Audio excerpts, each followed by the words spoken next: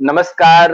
रात के 8 बज रहे हैं और वादे के मुताबिक मैं और शिव नारायण आपके बीच हाजिर हैं। आप देख रहे हैं हम बिहारी और हम बिहारी के इस लाइव में अभी हम बात करेंगे बिहार में चुनाव की, क्योंकि चुनावी माहौल है तो चुनावी विषय पर बात करना ज्यादा वाजिब होगा। तो आज की चर्चा जो होगी, इस चर्चा में हम बीते दिनों जो राजनीतिक घटनाएं बिहार में हुई है इसके अहम पहलुओं पर नजर डालेंगे और शिव से समझने की कोशिश करेंगे कि आखिर इन घटनाओं का प्रभाव बिहार में जो आगे पोल होने वाला है राजनीति पर क्या पड़ने वाला है। तो शिव जी, जैसा कि हम बेहतर जानते हैं कि चिराग पासवान ने भी एनडीए का साथ छोड़ दिया है। तो चिराग का एनडीए के साथ छोड़ने से बिहार के राजनीति में जो भूचाल आया है, इस भूचाल को आप किस तरीके से देखते हैं? धन्यवाद अभिषेक। और हम बिहारी के साथ जुड़े हुए सभी दर्शकों को मेरा नमस्कार है। और जैसा कि आज हमारा विषय है और इस विषय पे अभी हम लोग चर्चा करेंगे। तो अभिषेक, आपने जो प्रश्न किया है कि एलजेपी का इस पूरे घटनाक्रम में क्या उपस्थिति है, क्या उसकी प्रासंगिकता रहेगी पूरे बिहार चुनाव में, मैं इसे बोलना चाहूंगा कि जिस प्रकार से आखिरी आखिरी समय तक ऐसी कोशिश भाजपा की तरफ से एनडीए में शामिल करने के लिए लोजपा को लेकर जो चल रही थी, उसे एनडीए गठबंधन के लिए एक झटका ही माना जा सकता है। ऊपरी तौर पे भले लोगों को इसके अलग निहितार्थ निकाल रहे हो, अलग अलग अर्थों में देख रहे हो, लेकिन ये एनडीए के लिए एक झटका है। क्योंकि एलजेपी कुछ 2014 चुनाव हो या फिर 15 के आपके विधानसभा चुनाव रहा हो, 19 में भी तीनों बार वो एनडीए गठबंधन में रही है, भाजपा के साथ बिल्कुल वो जुड़ी रही। लेकिन 2020 में जिस प्रकार से कमान बदला है, कमान बदलने का मेरा अर्थ है कि चिराग पासवान अब फ्रंट फुट पे खेल रहे हैं, रामविलास पासवान पर्दे के पीछे चले गए हैं उनकी जो स्वास्थ्य कारणों की वजह से। तो मैं इस पे यही कहना चाहूंगा कि एलजेपी का एनडीए से बाहर होना, सीधे और स्पष्ट तौर पे बात करें तो एक झटका है। क्योंकि एलजेपी के पास अपना एक कोर वोटर है, एक जो कैडर है, वो कहीं ना कहीं नुकसान एनडीए गठबंधन को करेगा। अगर वो सीधे तौर पे जुड़ा रहता तो एनडीए के लिए प्लस पॉइंट होता, उससे कहीं भी नुकसान होने का कोई अर्थ ही नहीं बनता है, कोई उसका अलग दिशा में हम देख भी नहीं सकते हैं। एलजेपी का आज आज के समय में एनडीए में नहीं होना एक बहुत ही बड़ा, अब मुझे लगता है कि ये सेटबैक है एनडीए गठबंधन के लिए। चिराग जिस तरीके से मीडिया में उभर कर आ रहे हैं और मीडिया में ऐसी खबरें चल रही है कि चिराग पासवान को भाजपा से तकलीफ नहीं है, चिराग पासवान को जो दिक्कत है वो जनता दल यूनाइटेड से है, जैसा कहा जा रहा है। इसलिए ऐसे नारे भी देखने को मिले हैं कि नीतीश तेरी खैर नहीं, भाजपा से मोदी से बैर नहीं। तो राज्य के चुनाव में, बिहार के चुनाव में एनडीए से अलग रहना और वही लोजपा केंद्र में, चिराग पासवान के पिता लोजपा के सीट पे ही एनडीए के गठबंधन में ही मंत्री है, तो क्या भाजपा केंद्र से चिराग पासवान के दल को, एलजेपी को बाहर करेगी, या फिर क्या होगा कि राजनीति में, कि राज्य में गठबंधन से बाहर रह रहे हैं और केंद्र में गठबंधन के साथ है? इस विषय को कैसे देख रहे हैं शिव? ये जो नारा है, आपने बताया कि मोदी तुझसे बैर नहीं, और यहाँ पे जो बोला जा रहा है नीतीश की खैर नहीं, ये नारा राजस्थान में चला था 2018 विधानसभा चुनाव में, जहाँ पर कि तुझसे जो वसुंधरा राजे हैं, तुम्हारी खैर नहीं, और मोदी तुझसे बैर नहीं। तो ये नारा बिल्कुल बिहार में लोजपा की तरफ से कार्टून भी आया था पिछले 2 दिनों में। इसका ये मतलब निकाला जा सकता है कि जो एलजेपी है, जो चिराग पासवान है, वो भाजपा के वोटर को कहीं इस तरीके से नहीं पेश करना चाहते कि हम आपके खिलाफ हैं या भाजपा खिलाफ हैं। अगर कहीं पर जदयू, क्योंकि जदयू में आज के समय में नीतीश कुमार के चेहरे के खिलाफ जो 15 साल की एंटी इनकम्बेंसी है, जो सत्ता विरोधी रुझान है, उसका कहीं ना कहीं एनडीए को फायदा तो मिले, लेकिन उसका अधिक फायदा जो है लोजपा अपने लिए लेना चाहती है। क्योंकि लोजपा और चिराग पासवान एक लंबा अपना राजनीतिक सफर तय करना चाहते हैं। उन्हें ये भली भांति ही पता है कि मोदी जो है, मोदी के चेहरे के खिलाफ में जाके आजकल, क्योंकि आज के समय में जो एक वोटर है लोजपा का, बहुत सीमित वोटर है, सिकुड़ा हुआ वोट बेस है, जो एक जाति विशेष पे वो दावा भी करते हैं, वो भी मात्र 4 से 5% इस बिहार में है। तो उसके भरोसे वो पूरे हर विधानसभा चुनाव पे, जिसका जैसे बताया जा रहा है मीडिया में कि 143 विधानसभा चुनाव पे वो लड़ेंगे, विधानसभा क्षेत्रों में चुनाव लड़ेंगे। और वो जो है जदयू के खिलाफ में जाकर के, जदयू के जहां पर प्रत्याशी रहेंगे, ना कि भाजपा में, भाजपा खिलाफ जाके जदयू के जो प्रत्याशी रहेंगे उनके खिलाफ अपना वो उम्मीदवार देंगे। तो उनका कुल मतलब ये है कि इस नारे से वो एक धारणा ये गढ़ना चाहते हैं, एक तरीके से वो इस स्ट्रेटेजी के साथ बढ़ना चाहते हैं कि जहां पर भाजपा का जो वोटर है वो जदयू को वोट ना करके वो लोजपा को वोट कर दे, लोजपा की तरफ अपना जो वोट का जो रुझान है, उन लोगों का जो वोटिंग है, वो वोटिंग पैटर्न चेंज हो और वो एनडीए में ना जा करके वहां लोजपा के साथ वो चले जाए, और इससे पूरा जो वो बेनिफिट जो फायदा है वो लोजपा को एक विकल्प के तौर पे, जदयू से जो लोग निराश होंगे या जदयू से जो क्षुब्ध है, जो नीतीश कुमार से विशेषकर जिन्हें थोड़ा सा आक्रोश है, उसका वो फायदा लेना चाहते हैं। और इस माध्यम से एक वो ये मैसेज भी देना चाहते हैं कि मैं तो मोदी जी के साथ हूँ, मोदी जी का हाथ मेरे ऊपर है। और उस जो इनका भाजपा का जो वोटर है वो कहीं ना कहीं इस बात से सहमत भी हो जाए कि नहीं, लोजपा जो है वो भाजपा के साथ साथ में खड़ी है। वो नीतीश कुमार, क्योंकि भाजपा में मुझे लगता है जहां तक कि भाजपा पार्टी के अंदर या फिर भाजपा के जो कार्यकर्ता है, जो भाजपा के वोटर है, उन्हें भी आज के समय में उन्हें लगता है कि इंडिपेंडेंट होकर भाजपा को लड़ना चाहिए। लोजपा भाजपा को चुनाव के पहले तक ऐसी बातें चल रही थी कि लोजपा भाजपा साथ में लड़ जाए और नीतीश कुमार से किनारा करे, भाजपा खुद सत्ता में है। क्योंकि नीतीश कुमार को 15 साल बिहार की जनता देख चुकी है, और हाल फिलहाल में जिस तरीके से पूरा घटना चक्र चला है, कोविड के दौरान, बाढ़ के दौरान, पिछले साल का बाढ़ देखे, तो इन पिछले 1 सालों में बहुत ज्यादा नीतीश कुमार के चेहरे को धूमिल भी किया गया, धूमिल हुआ है उनका चेहरा। तो इसके खिलाफ लोजपा भी अपनी स्ट्रेटेजी तैयार की है कि हम भाजपा के साथ खड़े हैं, लेकिन हम जदयू नीतीश कुमार को पसंद नहीं करते हैं, इस कारण से आपको अलग विकल्प देना चाहते हैं, और इसीलिए तो इस नारे को गढ़ा दिए हैं। क्या लगता है शिव आपको कि चिराग पासवान की एलजेपी बिहार में एनडीए से बाहर होकर के अपनी जगह को केंद्र में बरकरार रख पाएगी? हाँ, अभी तक तो स्पष्ट तौर पे ये सभी को पता है कि वो कहीं भी भाजपा पे हमलावर नहीं रहे हैं। बिहार के जब से विधानसभा चुनाव का जब से शुरुआत हुआ है, जब से थोड़ा सा पीक चढ़ रहा है, तो कहीं भी वो भाजपा खिलाफ हमलावर नहीं रहे हैं। भाजपा के किसी भी नेता के बारे में या जो प्रमुख चेहरा है भाजपा के, उसके खिलाफ में एक शब्द एलजेपी के किसी भी नेता के द्वारा किसी भी प्लेटफॉर्म पर नहीं बोला गया है। हालांकि ये हमने लगातार हम देख रहे हैं कि भाजपा की तरफ से कोई इस तरीके का भाजपा नहीं दिखा रहा है कि हम एलजेपी के साथ हैं जदयू को छोड़ करके, लेकिन एलजेपी सीधे सीधे पिछले 1 डेढ़ महीने से लगातार जो है टिक्का टिप्पणी जदयू पे कर रही है, नीतीश कुमार पे कर रही है, और उसे उस भाजपा के नेता पे, हालांकि इस तरीके से इस बयानों पर ये पूछा भी गया कि आप क्या लोजपा को अपनी तरफ से सह दे रहे हैं या फिर लोजपा आपके कंधे पे बंदूक रख के चला रही है, जो भी कारण रहे हो, तो भाजपा भी इसे साफ साफ तौर पे कहीं भी बोलने में वो हिचक रही है। उसने साफ साफ मना भी नहीं किया है, और साथ देने की बात तो वो पर्दे के पीछे है या फिर क्या है, वो तो एक जी, बड़ी जिस बड़ी एक प्रकार से उसके चिराग राजनीतिक पासवान जी जी जी जी जी शिव, जिस प्रकार से चिराग पासवान नीतीश कुमार पर हमलावर रहे हैं और बिहार फर्स्ट बिहारी फर्स्ट के विजन के साथ आगामी चुनाव में जनता दल यूनाइटेड के खिलाफ ज्यादातर उम्मीदवार उतारने के कयास लगाए जा रहे हैं, ऐसी हालात में नीतीश कुमार को कितना नुकसान झेलना पड़ सकता है? देखिए अभिषेक, मैंने इसके पहले भी चर्चा किया था और आज फिर ये कि बिहार में एक जो टीना फैक्टर बोला जाता है, देयर इज नो अल्टरनेटिव, उसका भी असर है। जदयू आज के समय में नीतीश कुमार 3 बार से मुख्यमंत्री रहे हैं, उनके खिलाफ सत्ता विरोधी रुझान जरूर है, लेकिन विकल्पहीनता की समस्या से बिहार अभी संक्रमित है। उस तरीके का तेजस्वी यादव का चेहरा जरूर है, ऐसे उनके में पास एक चिराग बढ़िया। पासवान नहीं, मैं एक सवाल जानना चाहूंगा आपसे कि नीतीश के और तेजस्वी के सामने चिराग का कद मुख्यमंत्री उम्मीदवार के लिए कितना बड़ा है? देखिए, लोगों में चिराग पासवान एक नया चेहरा है, युवा चेहरा है, केंद्र में भी वो संसद में बोले हैं या फिर केंद्र की राजनीति में वो अभी एनडीए के साथ में हैं। तो चिराग पासवान को लेकर के लोगों में बहुत ज़्यादा कोई नकारात्मकता नहीं है, और अगर वो छवि कुछ गढ़ना चाहते हैं या बनाना चाहेंगे तो वो बिल्कुल लोगों के जो अपना एक कैनवस पे है वो उतरेंगे, मानस पटल पे बिल्कुल आएँगे। लेकिन उनकी सबसे बड़ी परेशानी लोजपा के साथ ये है कि वो बिहार के हर क्षेत्र तक फैली हुई पार्टी नहीं है। हर विधानसभा में, हर बूथ पे, हर मंडल पे उनके कार्यकर्ता नहीं है, कैडर भी उस तरीके से उनका नहीं है। तो उनके लिए एक जो है पीछे हटने का कारण बन सकता है। वो उस तरीके से एक बड़ी पार्टी बिहार में नहीं है। ये उनके लिए कमी ज़रूर है, लेकिन एक चेहरा की ज़रूरत पे चिराग पासवान बिहार में तैयार हो सकते हैं, आज इस चुनाव में भले ना हो 2020 में।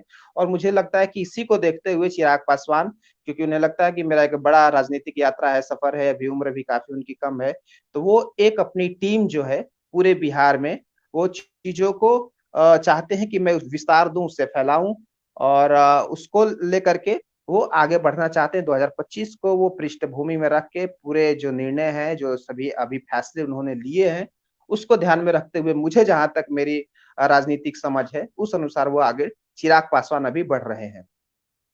सौरभ शेखर ने एक सवाल पूछा है कि लोजपा की सीटों पर भाजपा कैडर किस तरफ जाएगा।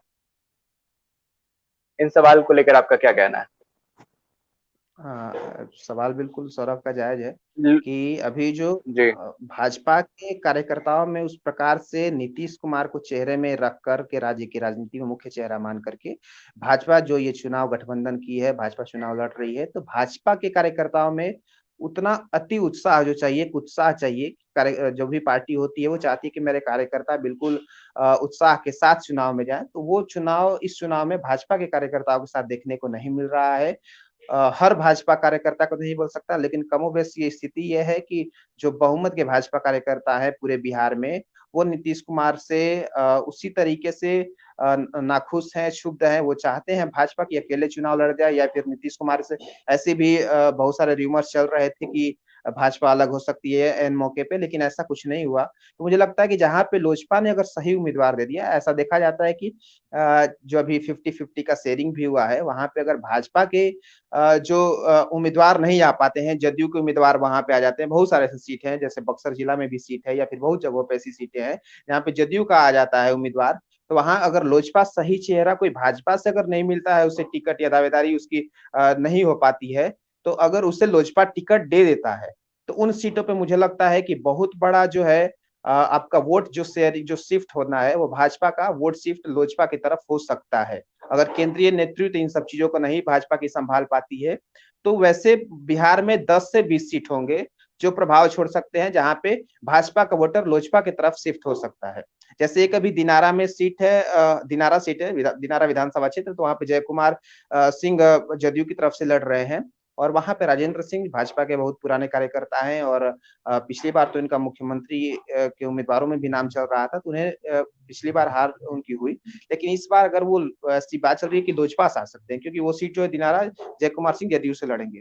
तो वहां पे अगर वो लोजपा से चले गए, तो वहां के जो भाजपा के कार्यकर्ता हैं, जो कैडर हैं, जो वोट है, जो कोर वोटर है, या फिर भाजपा को जो समर्थन करते हैं, तो उन लोग लोजपा की तरफ शिफ्ट होने की वहां पे संभावना बिल्कुल बन सकती है। चिराग पासवान का एनडीए से अलग होना तेजस्वी यादव के लिए कितना नुकसानदायक होगा या फिर कितना लाभदायक होगा? तेजस्वी यादव का इस पर क्या प्रभाव पड़ता है?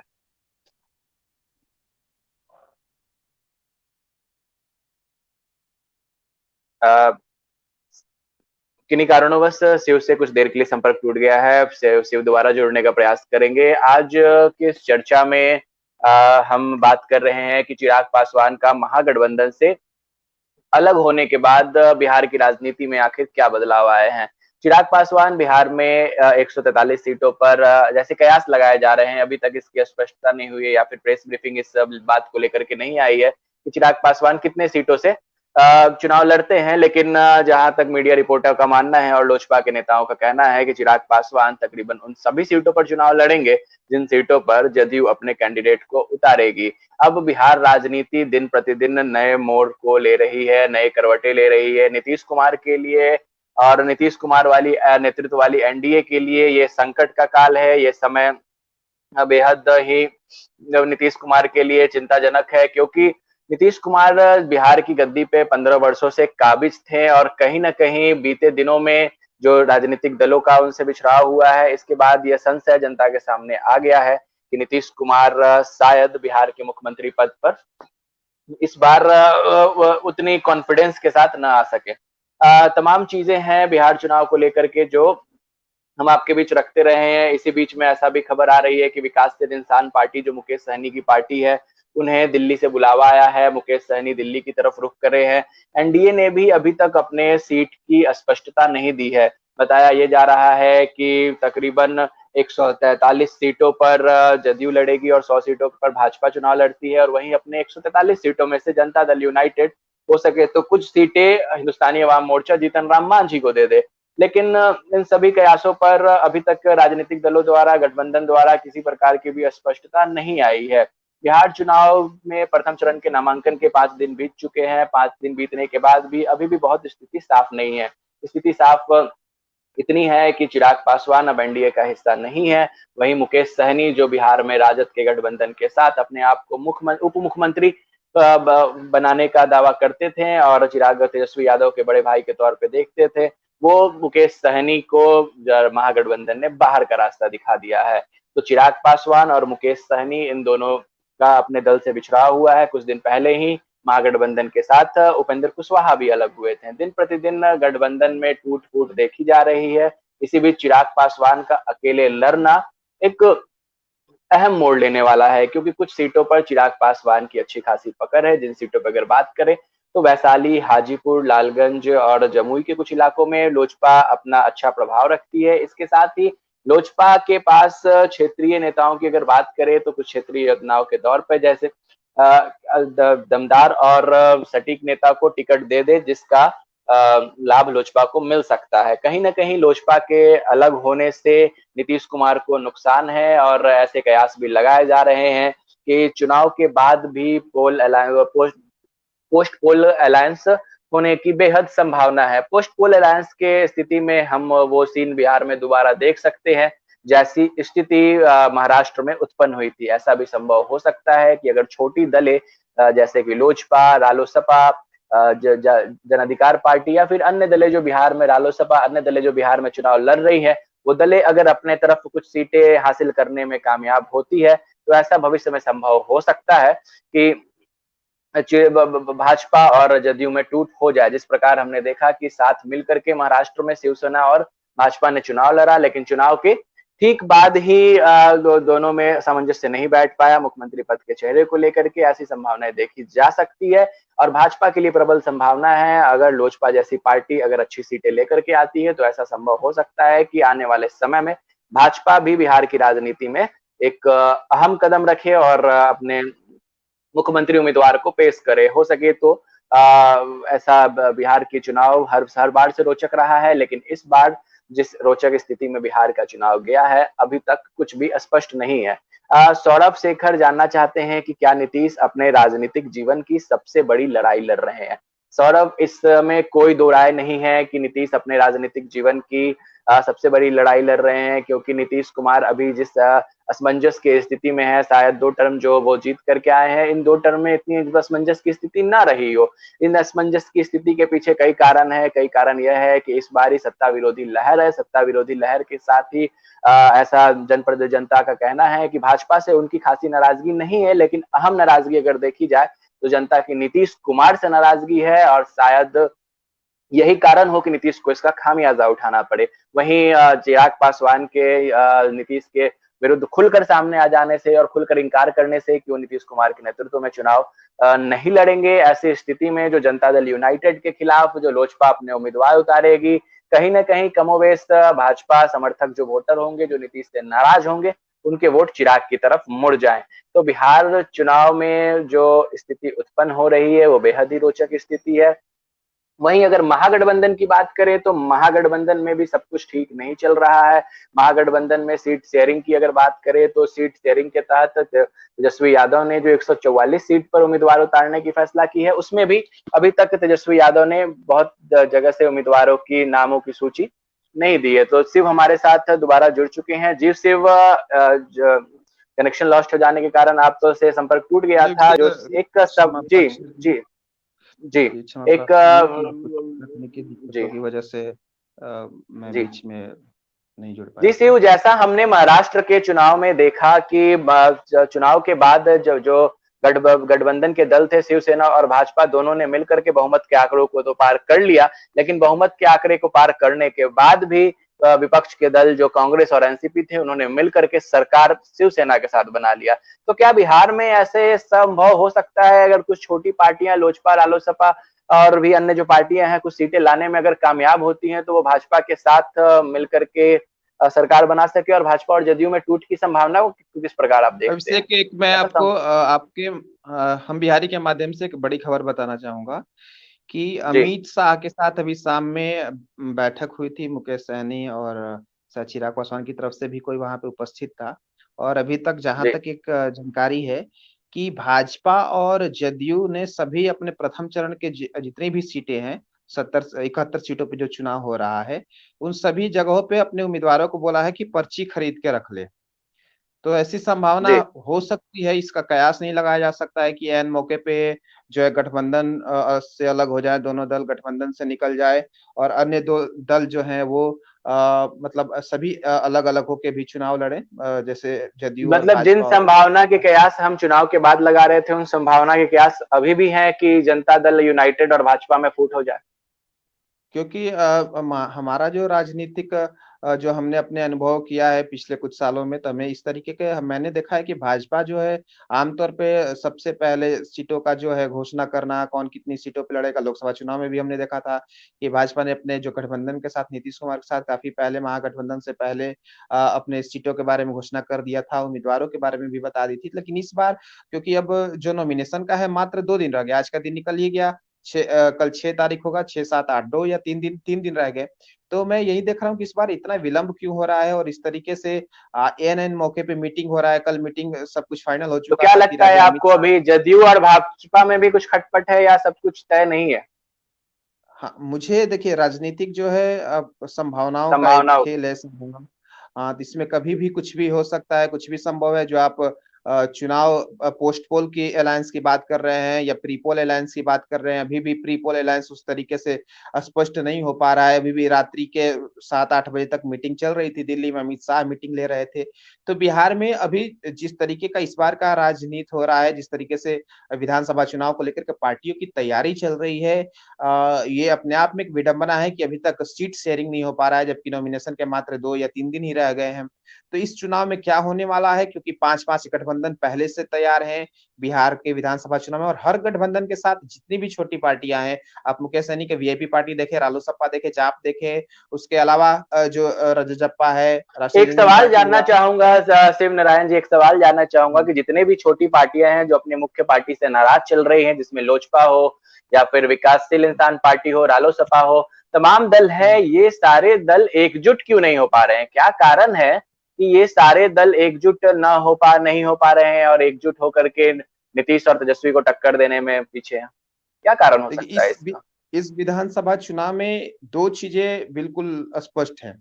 एक तो पहली बात कि बिहार का जो आम मतदाता है, जो बिहार के लोग हैं, वो 15 साल और 15-30 साल से अब करीब करीब आगे निकलना चाहते हैं, आगे बढ़ना चाहते हैं। इस बार विकल्पहीनता की घोर कमी है। जो एक पिछले 15 साल का चेहरा था, उसपे भी लोग उस तरीके से विश्वास नहीं कर पा रहे हैं, क्योंकि उस दौर को भी देखा है, इस 15 साल में नीतीश कुमार को भी देख लिया है। तो इस पांच बार पांच छह बिहार छह जो है। सिर्फ एक चीज जानना चाहेंगे, एक स्पष्टीकरण चाहेंगे, 5-5 6-6 मुख्यमंत्री के स्वघोषित उम्मीदवार हैं, इसके बावजूद भी विकल्पहीनता, ये कैसी त्रासदी है बिहार की राजनीति में? बिल्कुल, इस बार 2 चेहरों को लोग देख चुके हैं। अब जो 2-3 चेहरे नए आए हैं कि वो अपने आप को प्रोजेक्ट कर रहे हैं कि हम बिहार को जो यहाँ तक पहुँचा है, इसे ऊपर उठा के और आगे तक हम ले जाएँगे। तो उस तरीके से लेके के प्लूरल्स पार्टी भी है, या फिर उसके अलावा उधर से अपने आप उपेंद्र कुशवाहा भी मुख्यमंत्री का दावेदार पेश कर रहे हैं, पप्पू यादव भी दावेदार पेश कर रहे हैं कि वो मात्र बोल रहे हैं कि 3 साल चिराग में मैं पासवान भी आ इस। गए हैं। चिराग पासवान भी आ चुके हैं। मैं एशिया का नंबर 1 बिहार राज्य बना दूँगा, वर्ल्ड में इतनी संख्या में मैं ये सब चीज़ें कर दूँगा बिहार को आगे ले जाने के लिए। तो ये सब सभी ने कुछ ना कुछ अपने जो सपने दिखाए हैं कि मैं बिहार के विकास के लिए काम करना चाहता हूँ। यही जो मूल विषय है इस चुनाव का, इसी को पकड़ना है। तो उस विकल्प के तौर पे 2-3 लोग, 4 लोग आए हुए हैं ज़रूर। क्योंकि बिहार में सच में इस बार ऐसा हो रहा है कि इस 3 दशक के बाद बिहार के लोग एक ठोस, एक परिपक्व, एक मजबूत नेता चाहते हैं, जो बिहार का विकास, सही मायने में विकास क्या है, बिहार की 2-3 चीजें जो है, पलायन को रोक दे, बेरोजगारी को रोक दे और बाढ़ को रोक दे। 3 मुद्दे इस बिहार विधानसभा चुनाव के हैं, पलायन, बेरोजगारी। बेरोजगारी हालांकि पलायन अगर रोका जाएगा तो उसको रोकने के लिए हमें बेरोजगारी को दूर सिर्फ करना एक ही चीज पड़ेगा। तो जानना चाहेंगे, हमारे दर्शक भी जानना चाहते हैं, मैं भी जानना चाहूंगा कि जैसे कयास लगाया जा रहा है, अगर छोटे छोटे दल कुछ सीटें हासिल करने में कामयाब होते दिखते हैं या हो जाते हैं, जैसे लोजपा, रालोसपा, ये सब दल कामयाब होते अगर दिख जाते हैं और अहम दल अहम जो दो मुख्य गठबंधन है वो बहुमत के आंकड़े से दूर रह जाती है, ऐसी स्थिति में बिहार की राजनीति में बहुत बड़ा फेरबदल देखने को मिल सकता है। हाँ, उस समय तो आपको जहाँ तक पता है कि अगर छोटे दल हैं, तो वो कुछ ना कुछ छोटी-छोटी शर्तों पे कुछ अपनी बात मनवा के वो किसी ना किसी गठबंधन के साथ ज़रूर ही जुड़ जाएँगे। जुड़ने के बाद अपनी अपने आप को मजबूत करने का ऐसा दावा करेंगे कि हम अपने आप को मजबूत करने के लिए इस दल से, इस गठबंधन से जुड़े हैं, तो उसके बाद ये सब चीजें होंगी। और वो काफी मुझे लगता है कि त्रिशंकु विधानसभा का अगर ऐसा आसार बनता है, बन भी सकता है, क्योंकि इस बार बिहार विधानसभा चुनाव में अभी तक जो स्थिति है कि अगर गठबंधन स्पष्ट नहीं हो पा रहा है, तो अगर अलग अलग भी कोई दल होता है, तो त्रिशंकु विधानसभा चुनाव की भी अगर ऐसी संभावना जताई, अगर हम जताते हैं, तो ये छोटे छोटे दल उस समय कुछ ना कुछ कंप्रोमाइज करके उस समय अपने आप को जो राजनीतिक जिस भी एक पैरामीटर में फिट करके, और ये किसी गठबंधन के साथ जरूर ही जुड़ जाएंगे। लोजपा का अलग होना एनडीए से जनता के बीच में कंफ्यूजन नहीं क्रिएट करेगा? हाँ, ये एनडीए के लिए तो मैं आपको बता ही रहा हूँ कि ये एक बहुत बड़ा सेटबैक है। एनडीए जिस तरीके से लोग सोच रहे हैं, उस अनुसार एनडीए नहीं चाहती, क्योंकि एक उसके पास एक मजबूत अपना एक आधार है कुछ क्षेत्रों में, कुछ जगहों पे, तो उससे एनडीए से जरूर फायदा होता है एनडीए को, अगर लोजपा के साथ गठबंधन रहता। अगर नहीं भी गठबंधन हुआ है, तो वो जिस तरीके से भाजपा को लेकर के और जदयू को लेकर के अलग अलग स्ट्रेटेजी के साथ लोजपा बढ़ रही है, तो लोग उससे भ्रमित जरूर ही होंगे। भ्रम की स्थिति तो उससे उत्पन्न होना ही है। जी शिव, ये तो एनडीए की तमाम संभावनाओं पे हमने चर्चा करी। दो टुक में जवाब आपसे ये भी चाहेंगे, इस बार राजद ने जो सीट बंटवारा किया है, इस सीट बंटवारे में 144 सीटें अपने पास रखी है, वहीं 70 सीट कांग्रेस के पास रखी है और 29 सीट कम्युनिस्ट पार्टी के सब दलों को दिया है। तो आपको क्या लगता है कि ये जो सीट बंटवारा राजद ने किया है, ये सीट बंटवारा राजद के हक में कितना जाने वाला है और कितना लाभदायी होने वाला है? क्योंकि कम्युनिस्ट पार्टी ऑफ इंडिया अभी बिहार में लगभग मूर्छित हो चुकी है, तो इस मूर्छित पार्टी को संजीवनी देने में तेजस्वी कितना कामयाब हो पाएंगे? अभिषेक, इसमें ये राजद मुझे लगता है कि जैसा शुरू में घमासान मचा हम हो, जीतन राम मांझी, फिर रालोसपा, तो इन लोग कह रहे थे कि तेजस्वी यादव को हम मुख्यमंत्री के चेहरा के तौर पे स्वीकार नहीं कर रहे हैं। और इसके बाद कांग्रेस की तरफ से भी, कांग्रेस अध्यक्ष मदन मोहन झा हो या फिर शक्ति सिंह गोहिल, थोड़े उन लोग की तरफ से, सदानंद सिंह हो गए, तो उन लोग की तरफ से बयान आया हुआ था कि हम उस पर चर्चा करेंगे, विमर्श करेंगे, जब भी गठबंधन की बैठक होगी उसके बाद हम चेहरा तय करेंगे। तो मुझे लगता है कि राजद और खासकर तेजस्वी यादव, क्योंकि लालू यादव जी खुद अभी जेल में हैं, तो तेजस्वी यादव अपनी तरफ से ये कोशिश की है कि मैं मुख्यमंत्री चेहरा के तौर पे इन लोगों को किसी तरीके से गठबंधन बना लूं, क्योंकि मुझे लगता है कि 70 सीटें कांग्रेस को आज की स्थिति में देना एक बहुत बड़ी बात है। फिर हम देखते हैं कि जो आपके लेफ्ट पार्टीज हैं, लेफ्ट पार्टीज को 29 सीटें देना, क्योंकि मृत प्राय की तरह लेफ्ट पार्टीज भारत खासकर बिहार में आज के समय में पड़ी हुई है। अगर वहां से कोई जीतता है तो अपने अमूमन व्यक्तिगत जो कांग्रेस की उनका, भी कुछ इसी प्रकार की स्थिति है, बिहार में कांग्रेस का कुछ खासा प्रभाव नहीं देखा जाता। वो दिन हाँ, लद गए जब कांग्रेस के बिहार में प्रभाव थे, इसके बावजूद राजद ने 70 सीटें कांग्रेस को दी। क्या कारण हो हाँ, सकता मुझे है? लगता है कि ये राजद का जो भी एक रणनीति रहा हो, पुनर्जीवित करने की कोशिश हो कांग्रेस को या फिर लेफ्ट पार्टीज को, क्योंकि उनका कोई कैडर नहीं है यहाँ पर। उनके कार्यकर्ता आपको नहीं मिलेंगे हर जगहों पे, हर सीट पे। जो भी 29 सीटें देना लेफ्ट पार्टीज को, अपने आप में एक विडंबना है कि उन लोग को 29 सीटें और 70 सीटें, करीब 100 सीटें आपने इस तरीके से ऐसे दल को दे दिया कि अगर वो परिणाम सही से भी आए, तो मुझे लगता है कि 10 से 20%, अगर वो आज के समय में अकेले लड़े तो 10% सीट भी नहीं जीत सकते पूरे बिहार में। तो इस प्रकार से राजद की तरफ से जो रणनीति रही है, उसे मुझे लगता है कि वो एक चीज देख रहे हैं समझना कि चाहूंगा इसी कड़ी में, इसी सवाल के कड़ी में एक चीज समझना चाहूंगा कि 2014 की से ही मुकेश सहनी की विकासशील इंसान पार्टी बिहार के राजनीति में सक्रिय है। मुकेश सहनी तमाम जगह रैलियां और चुनाव प्रचार करते रहे और सक्रिय भूमिका निभाते रहे हैं। तो ऐसे स्थिति में मुकेश सहनी को नजरअंदाज करना, अपमानजनक सीट देना, जैसा कि मुकेश सहनी का कहना है कि 1 या 2 सीट देना उनके लिए अपमानजनक है, और वहीं पे वाम दलों को 29 सीट दे देना, तो क्या खिचड़ी पकी ऐसी महागठबंधन के भीतर की जो दल बिहार में सक्रिय तौर पर उभर रही है और अति पिछड़ा के लिए एक अहम दल है, उस दल को खो दिया तेजस्वी यादव ने और वाम दल को 29 सीटें दे दी। जी, इसमें अभिषेक यही है कि मुकेश सहनी 2014 के बाद, जब मुझे याद है कि मोदी जी के साथ रैली में वो मंच पर चढ़े हुए थे, उस समय से वो एक राजनीतिक रूप से बिहार में प्रासंगिक हो गए थे। लोगों के बीच में चर्चा हुआ था जी। ये मतलब कौन सा जी। चेहरा है। तो मुकेश सहनी मुझे लगता है कि तिरहुत क्षेत्र में, आप जहाँ से खुद मुजफ्फरपुर से हैं, उस क्षेत्र में मुकेश सहनी का जो सहनी समुदाय है, जो मल्लाह समुदाय है, उसका प्रभाव तो जरूर है। मल्लाह वोटरों पे भी उनका अच्छा खासा प्रभाव उस क्षेत्र में है। और मुझे लगता है कि बिहार के करीब करीब कहीं ना कहीं लोग मल्लाह जो है, मल्लाह अपनी अस्मिता छोड़ के, मैं बक्सर क्षेत्र में भी, दक्षिणी बिहार में भी देखता हूँ, तो उनका प्रभाव बढ़ा है पहले के मुकाबले में। आज के समय में 5-6 सालों में काफी बढ़ा है। तो नजरअंदाज करना राजद को, मुझे लगता है कि ये सही नहीं था। और मुकेश सहनी भी मुझे लगता है कि जहां तक मेरी जानकारी में वो 21 सीट मांग रहे थे, वो उन्होंने प्रेस कॉन्फ्रेंस में ऐसे बोला था। और उप मुख्यमंत्री के तौर पे वो चाहते थे कि मेरा भी बाद में मुझे वो पद मिले।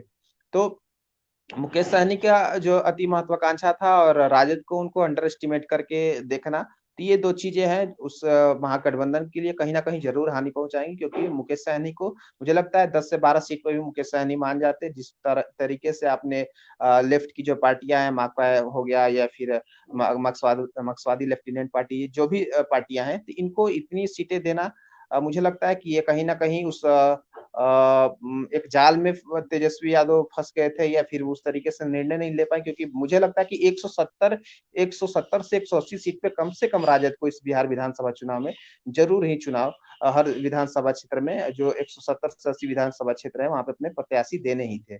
उसके बाद राजद के लिए एक मजबूत और जो है सही मायने में जो पूरी पार्टी चुनाव लड़ पाती, और उसके बाद उसका रिजल्ट भी कहीं ना कहीं, परिणाम भी सार्थक ही आता।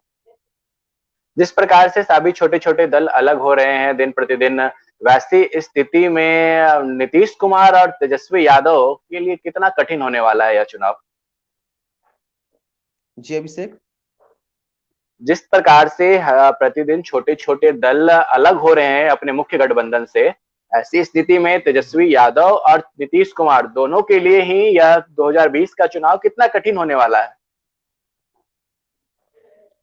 तेजस्वी यादव की तो पहले मैं नीतीश कुमार की चर्चा करूंगा।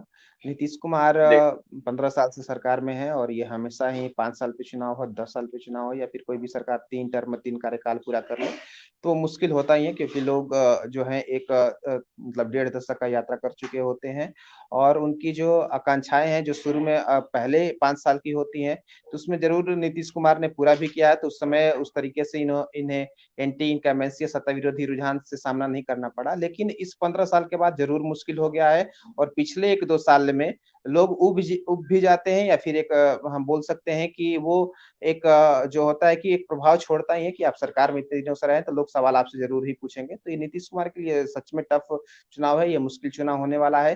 तेजस्वी यादव के लिए चुनाव इस कारण से मुश्किल हो सकता है कि तेजस्वी यादव के नीतीश पास उस कुमार की तरीके आप से। चर्चा कर रहे थे, सौरभ का एक सवाल था आपसे, उस वक्त संपर्क टूट गया था। ये सवाल सौरभ का मैं जी आपसे दोबारा पूछना चाहूंगा। क्या नीतीश अपने राजनीतिक जीवन की सबसे बड़ी लड़ाई लड़ रहे हैं? जी अभिषेक, नीतीश कुमार बिहार की सत्ता में 3 बार मुख्यमंत्री बने, 3 बार लगातार 3 बार मुख्यमंत्री बने हैं, और उन्होंने तीनों टर्म पूरा कर लिया है। तो मुझे लगता है कि हर एक चुनाव के बाद उनके सामने एक लड़ाई रहती होगी कि वो अपनी सबसे बड़ी लड़ाई मान सकते हैं। हर हर एक विधानसभा चुनाव के बाद उनके लिए एक बड़ी लड़ाई ही होती है। इस बार इसलिए शायद ये बड़ी लड़ाई हो सकती है कि वो नहीं चाहते हैं कि उस सत्ता से, जो कुर्सी का एक उन्हें बोला जा सकता है कि लंबे समय से रहने की आदत हो गई है, तो उससे वो बेआबरू होके इससे निकले। तो उनके लिए एक बड़ी लड़ाई सच में है उनकी राजनीतिक करियर की। मुझे लगता है कि ये आखिरी बिहार का विधानसभा चुनाव होगा। जिस तरीके से माहौल बना है 2025 में, मुझे नहीं लगता है कि नीतीश कुमार या फिर उनके साथ जो अभी साथ में लोग हैं, वो उस तरीके से मजबूती के साथ उनके साथ खड़े रहेंगे। तो ये सच में उनके लिए एक बड़ी लड़ाई, मैं बहुत बड़ी लड़ाई नहीं मानता हूँ। क्योंकि वो 3 बार रह चुके हैं, और तीसरी बार चौथी बार में लड़ना, और यहाँ से जो है जी, अपने तेजस्वी पे आप को आते हैं। आगे। जी, तेजस्वी पे आते हैं, उनके लिए कितना कठिन है? तेजस्वी मुझे लगता है कि अभिषेक, जो अभी राजनीतिक हालात हैं पूरे बिहार में, तेजस्वी जो है पिछले 5 साल से सक्रिय राजनीति में है। जब से उप मुख्यमंत्री बने हैं, उसके बाद 2 साल वो उप मुख्यमंत्री रहे, फिर गठबंधन टूटने के बाद वो नेता प्रतिपक्ष बने। तो इन 3-4-5 सालों का सही जो इस्तेमाल है तेजस्वी ने नहीं किया है। हमने कोविड काल में भी देखा था कि कुछ समय वो दिल्ली में थे, उसके बाद कोविड के बाद एन आखिरी मौके पे जब कोविड का जो लॉकडाउन था, जो केंद्र सरकार की तरफ से लगाई गई थी लॉकडाउन, तो उस समय भी वो नई सड़कों पे दिखे, सहायता करते हुए नहीं दिखे। इस एक पिछले 1.5 महीने में वो काफ़ी सक्रिय हो गए हैं। तो नीतीश के खिलाफ तेजस्वी ने अपने आप को उस चेहरे की तरह से प्रोजेक्ट नहीं किया है कि उनका जो कद है वो नीतीश कुमार से ऊँचा हो जाए, या फिर वो उस तरीके से ग्राउंड लेवल पे भी वो नहीं उतरे हैं कि लोग उन पे एकदम से विश्वास करें। इस मायने में अगर मैं तुलना कर दूँ, हालाँकि पप्पू यादव से तुलना नहीं करना चाहिए, लेकिन पप्पू यादव की तरीके से अगर वो कहीं सक्रिय रहते कहीं भी पूरे बिहार में, तो मुझे लगता है कि आज के तो समय में ज्यादा एक फायदा बहुत बड़े मिलता। से, हाँ, उन जी, काफ़ी उनके अधिक लिए फायदा वो उठा लाभदायक पाते। जी। जी, अभिषेक। जाते जाते इस लाइव को समाप्ति की ओर ले जाते हैं, एक आखिरी सवाल, एक आखिरी टिप्पणी चाहते हैं। जैसा कि दिन प्रतिदिन बिहार चुनाव रोचक होता जा रहा है, तमाम दल के मोह भंग होते जा रहे हैं अपने मुख्य धारा के गठबंधन के साथ, इसी कड़ी में इस बारी का बिहार चुनाव जो 2020 का है, ये बिहार चुनाव बहुत सारे दलों के लिए करो या मरो वाली स्थिति लेकर के आया है। शायद इनके राजनीतिक भविष्य पे एक प्रश्न चिन्ह लग जाए। जिन दलों का हम बात कर रहे हैं, ऐसे दलों में लोजपा का अलग होना, रालोसपा का अलग होना, और जनता दल यूनाइटेड का भी अपने आप में भाजपा के साथ होते हुए भी अलग थलग महसूस करना, तो इन सभी दलों के लिए कितनी बड़ी राजनीतिक चुनौती बन करके 2020 का चुनाव आया है? क्या लगता है, अगर छोटे छोटे दल जो हैं, जो मुख्य धारा से अलग हुए हैं, अगर वो सीटें लाने में कामयाब नहीं होते हैं, तो उनके अस्तित्व पे खतरा बन जाएगा? मुख्यतः लोजपा, रालोसपा, जाप, ऐसे पार्टियों के अस्तित्व की बात कर रहा हूँ। जी। सबसे एक छोटे दल के लिए इस चुनाव में संभावनाएँ अपार हैं, मुझे जहाँ तक लगता है। वो अगर सही तरीके से अपनी रणनीति को लेकर आगे चले, अगर सही तरीके से अस्तित्व की कुछ लड़ाई है चीज़ें, ये, अस्तित्व की लड़ाई है ये।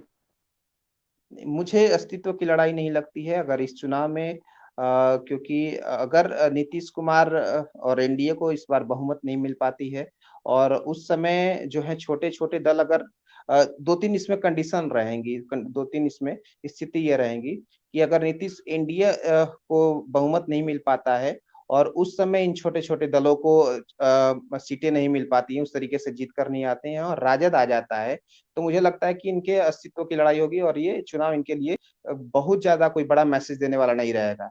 लेकिन अगर नीतीश कुमार पुनः चुन के आते हैं, एनडीए चुनकर आती है और इन छोटे दलों का कुछ-कुछ सीटें आ जाती हैं, 5, 10, 6, 7 सीटें, और राजद का उस समय कद घटता है, तो मुझे लगता है कि इनके लिए एक बहुत ही जो भविष्य के लिए एक बड़ा ठोस एक नींव तैयार कर देगा ये चुनाव, और ये जो दल हैं, जो छोटे दल हैं, बाद में एकत्रित होके या फिर अपने तरीके से इस लड़ाई को आगे बढ़ा सकते हैं। उस समय इनके अस्तित्व के लिए कोई लड़ाई नहीं होगी या फिर अस्तित्व पे कोई इनके उस समय प्रभाव नहीं पड़ने वाला है। लेकिन राजद के आने के बाद और इनका कुछ जनाधार नहीं रहता है, तो इसका मतलब मुख्य जो 2 गठबंधन है बिहार में, उन्हीं के बीच में जो शुरू से लड़ाई चल रही है, वही भविष्य में चलती रहेंगी। मेरी जो एक आकलन है, जो मेरा समीक्षा है। बिहार चुनाव के ऊपर यह हमारा स्पेशल लाइव था, जिसमें मैंने शिव नारायण के सहयोग से आप सभी को बताने का प्रयास किया कि हम बिहारी के माध्यम से कि बिहार चुनाव इस बारी कितना रोचक होने वाला है। और बिहार चुनाव में लगभग अभी से पहले चरण के लिए 23 दिन बाकी है। 23 दिन बाकी होने के बाद भी जो बहुत कम दिन है, इसके बावजूद तमाम सस्पेंस अभी तक बरकरार है। तमाम उम्मीदवारों के सांसें अटकी हुई है। कितने उम्मीदवार को अभी तक यह स्पष्ट भी नहीं हो पाया है कि उन्हें टिकट मिल पा रहा है या नहीं मिल पा रहा है। और गठबंधन में भी फूट की खबरें दिन प्रतिदिन आ रही हैं। जैसे जैसे चीजें स्पष्ट होती जाएगी, हम बिहारी के माध्यम से हम आपके बीच में आते रहेंगे। तब तक के लिए आप सभी को शुभ रात्रि। इस वीडियो को लाइक करें, सब्सक्राइब करें और शेयर करें। धन्यवाद। जय हिंद, जय बिहार। धन्यवाद अभिषेक।